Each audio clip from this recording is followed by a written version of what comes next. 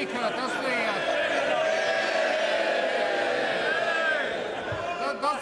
the Minister acknowledge the severity of the crisis in the housing industry, where leading private house builders are going bust, sacking 40% of their workers and dragging down the banks because they've got an excess of unsold private houses?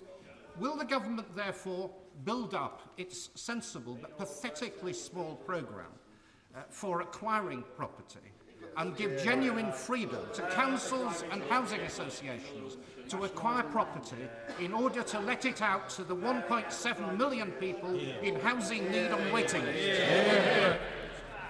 I would agree with the right honourable gentleman. The situation in the housing market is of grave cause for concern, and that is why the government has taken action and will take more. That's why we've ensured that the Bank of England have £50 billion to help with the situation of liquidity. That's why we're building more social homes.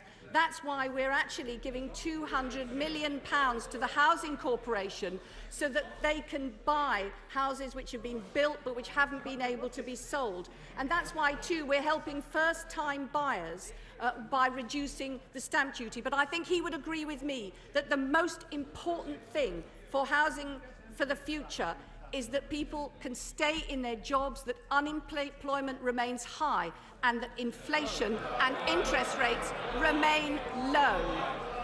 And that's what we'll intend to do. Yes, I acknowledge that the Housing Corporation proposal is a good one, but it's a drop in the ocean. Can't the government get its priorities right? And instead of the Prime Minister lecturing us on what we should eat for dinner and competing with the leader of the Conservative Party to be the country's Weight Watcher in chief, could the government acknowledge that we've now got a very deep crisis in the British housing market, probably the worst in our lifetime, leading into a serious recession, and it's time the government accepted responsibility for dealing with it? I would agree that the situation is serious, but I would not agree with him that the situation is like it was in the 1990s.